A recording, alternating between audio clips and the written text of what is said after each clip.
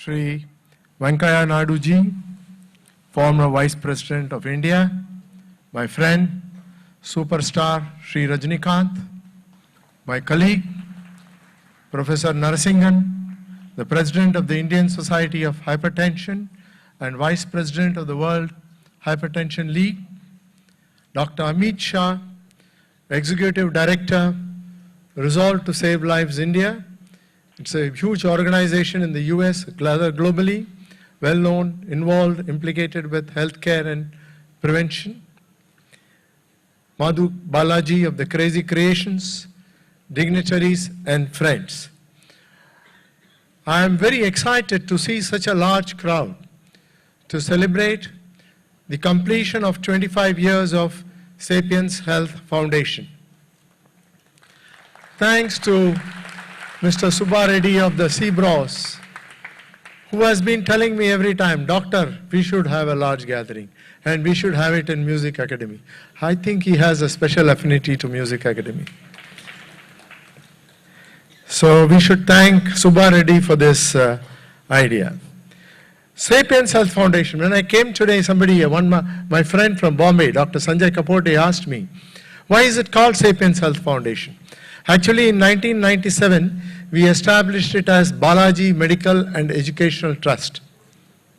So a couple of years later, I had some investigating authority coming to me and questioning about a medical college. So I said, I don't run a medical college. What is this? Then I found out there are several Balaji Medical Educational Trusts. So then I said we should change, get a unique name. The word sapiens means wisdom. The word sapiens means wisdom. So we are human beings, Homo sapiens. So we are wise. That's how we are different from animals. So I said it's a wisdom, wise, and a foundation which is connected with health. Foundation looks more reputable than a trust, the word trust. The word trust seems to have lost the trust of people. So we changed it to Sapiens Health Foundation. Now I find if I Google in those days, we were the only foundation. Now I find Sapiens also is becoming common, but I'm not going to change it. It's going to remain as Sapiens Health Foundation. Going back on the journey of Sapiens Health Foundation, before that, I would like to go back on my life's journey and recall some people who have made this achievement possible. First and foremost, my parents. I was born and brought up in Bombay. So I studied in the South Indian Welfare Society High School. We were living in a place called Ghatkopar, and the school was located in a place called Vadala. Those who are from Bombay would know the distance between the two. You had to change 2 trains to reach Vadala. And my father was insistent that we should learn in South Indian Welfare Society High School because we should learn Tamil, our mother tongue, as a language. I am deliberately putting this because I have heard Shri Venkaiah Naidu ji on several occasions emphasizing the importance of learning mother tongue. So I am sure many would have heard it before. So that's a great advantage to me. When I moved to 1983 to Chennai, knowing Tamil made a great difference, and it has helped me, of course, very much in my practice. I studied at the GS Medical College and KM Hospital, a very reputed institution. So I stood first in the intermediate science in the Bombay University, and more important, my whole medical education was free. MBBS, MD and nephrology. This is amazing. This cannot happen anywhere in the world other than India, where you can get a full medical education which is free. Possibly that's the reason why I want to give back to the society.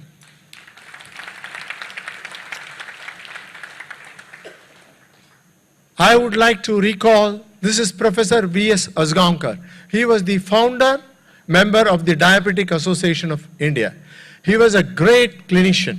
He was the man who was responsible for me getting interested in clinical medicine. Clinical medicine is very important.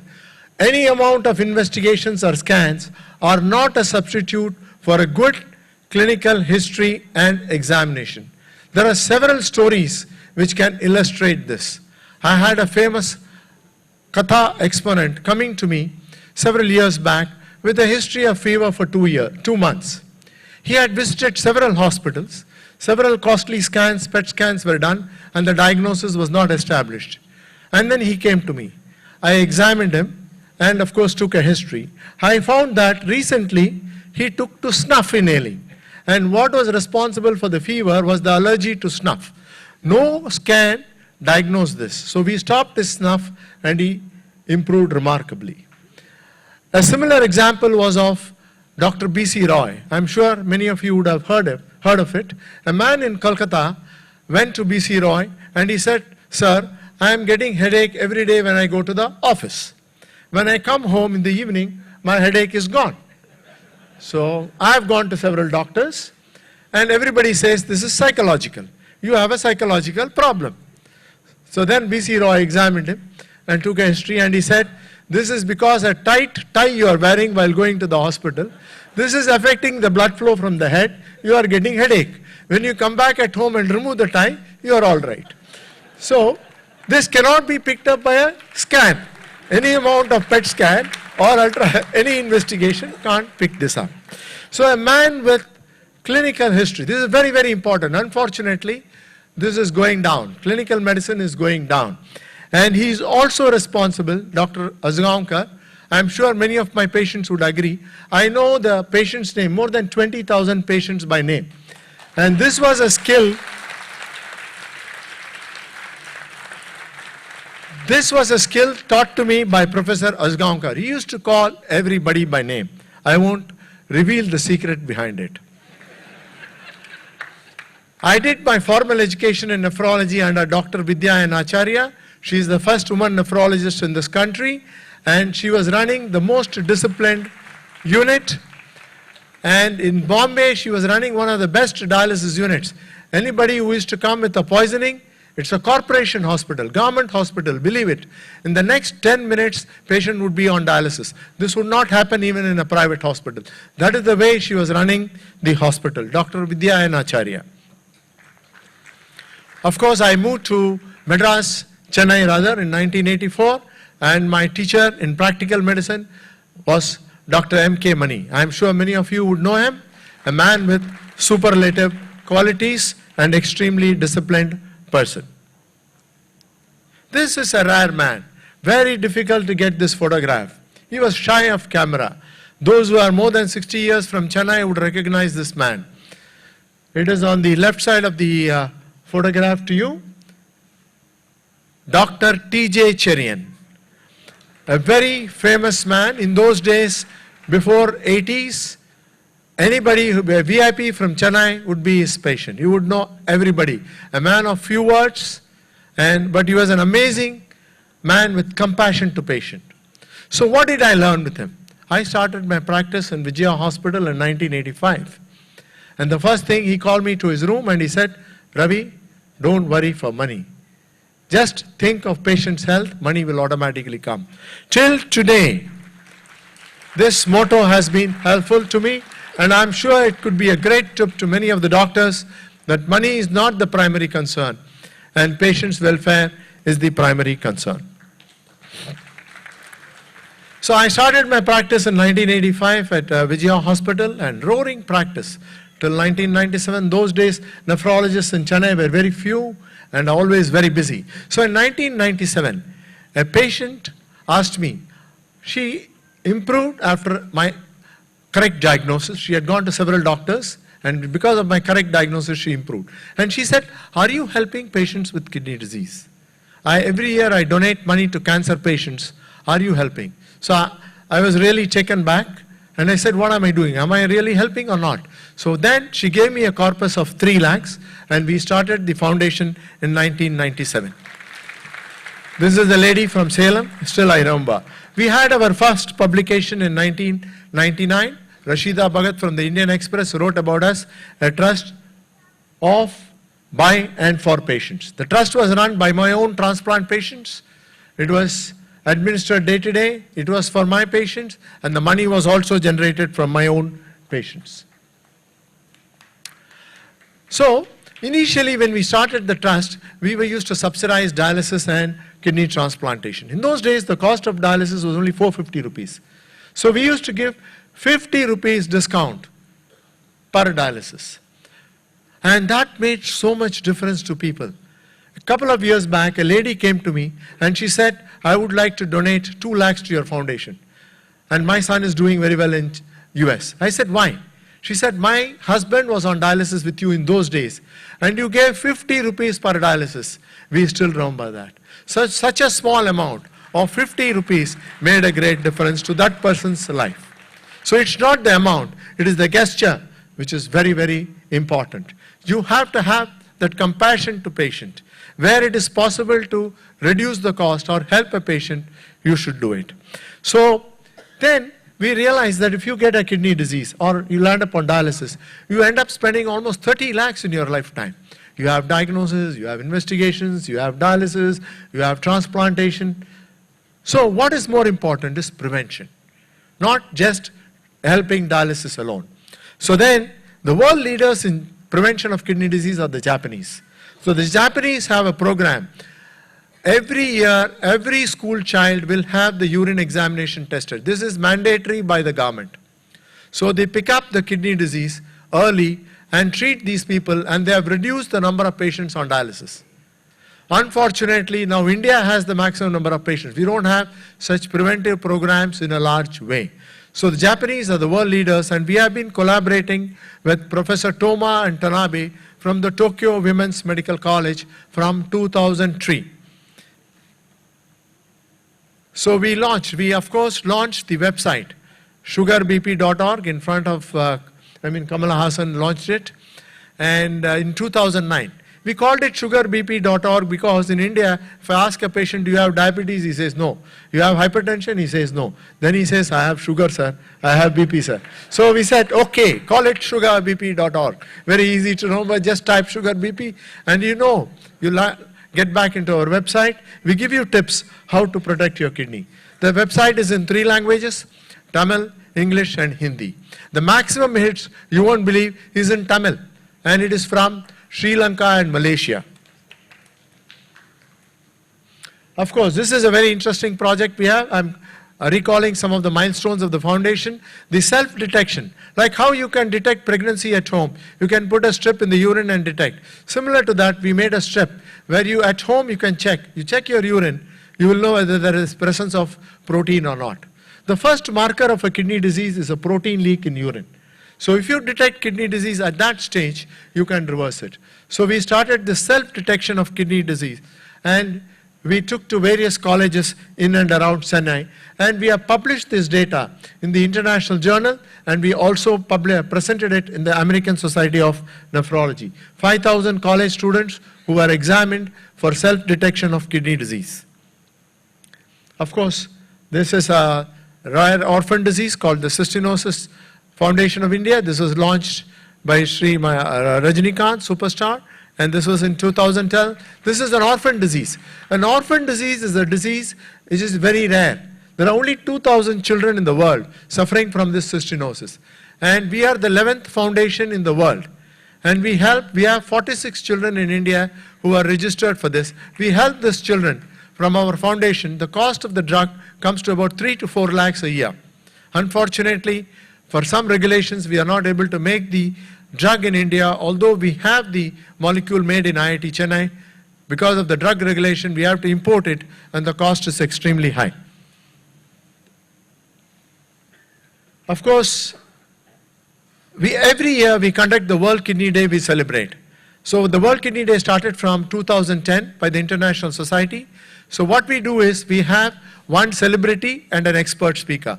An expert speaker will exponent on the team, and the celebrity helps us to send the message across the people. This is again an unusual program in the world where we assist people on peritoneal dialysis. You must have heard of dialysis machines being donated to Rotary Club, Lions Club, and all. Subsidized dialysis is being done for 400 rupees, 500 rupees, or even free. What we do is we believe that going to a hospital and undergoing affects your time sense, and you are not able to work back fully. So in peritoneal dialysis, you can dialyze yourself at home, and daytime you can work. 7 by 7 days in a week you can do all your work and you can dialyze yourself at home. So we help for these patients. We help patients, we give them concessions, discounts to undergo peritoneal dialysis. Of course, this is a very interesting Tamil play. The Nalandana people who have been playing for us, we launched it again in 2015. It's a street play. See, it's a misconception that diabetes and blood pressure is a disease of the rich. If you see, even the poor people, hypertension and diabetes is rampant, especially hypertension. It's because of the high salt intake. So we take this Tamil place to lower socio-economic strata, buildings, tenements, etc. And we have simple, hilarious, humorous play where they bring out the importance of high blood pressure, salt consumption, regular exercise, avoiding drugs across the counter, etc. Very popular move which it's been done all over in and around Chennai. Of course, our flagship program, salt reduction in the population. This we started in 2010. You can see Crazy Mohan in this. He was our ambassador right from 2010 till its death. And of course, Maadhu Balaji has been taking over. And Crazy Mohan always used to say, salt illa assaulta irukadinga. And he had some punch dialogues like that. Uppilla pandam kuppayile. Uppilla pundam toppayile. So he used to have a reverse. So we have a lot of these salt marches we conduct. We have conducted in several cities, not just in Chennai alone, where we make people aware that they should reduce their salt consumption.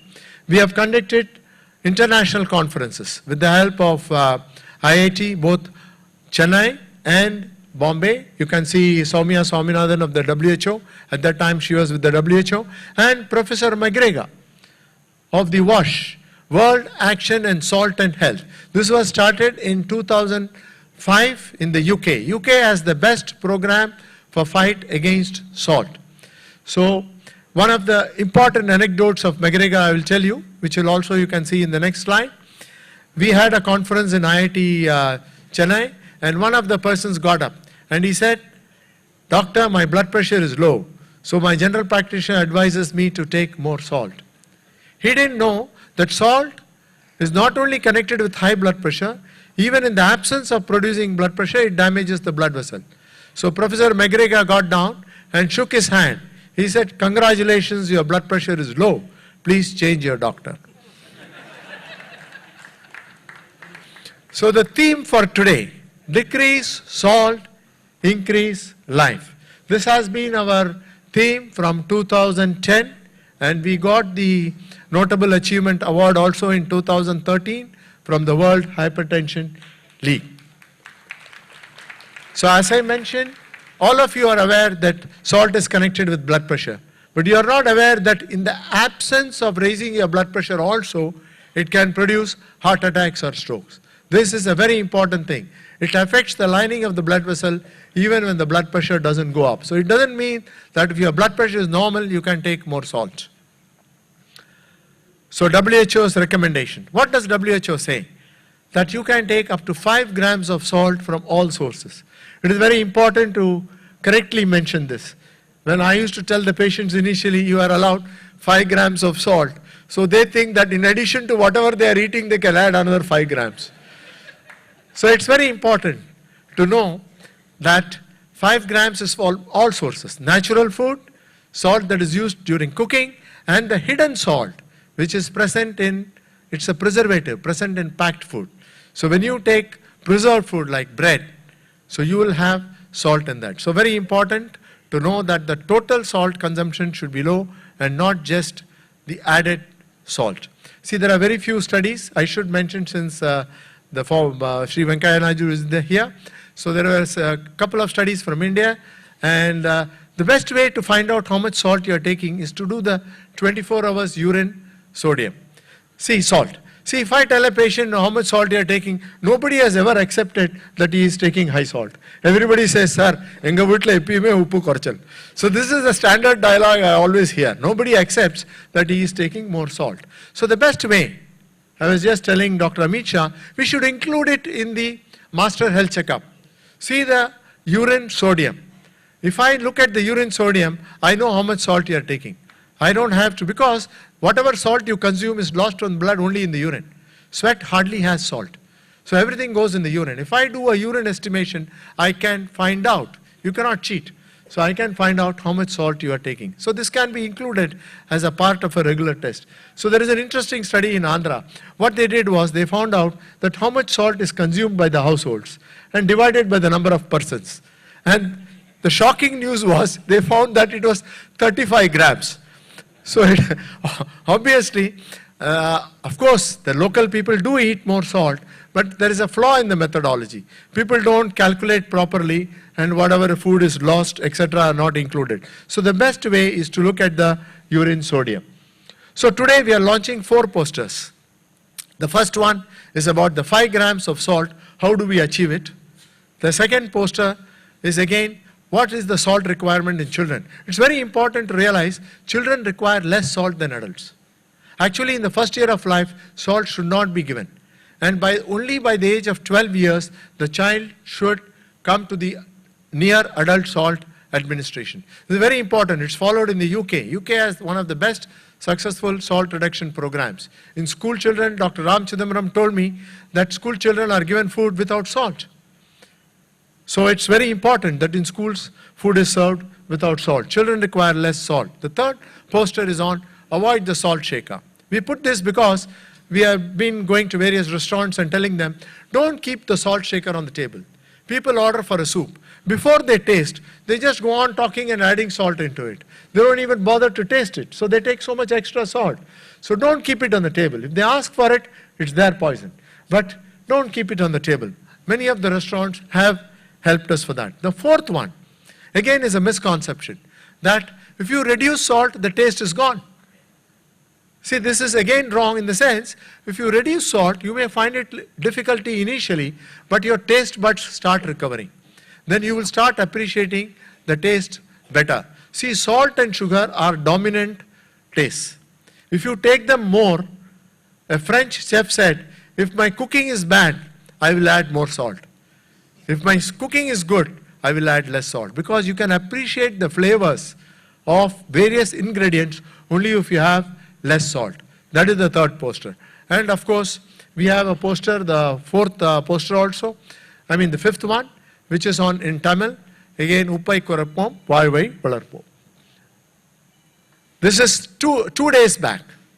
On 9th of, Dr. Amit Shah would agree with me. He is involved with this.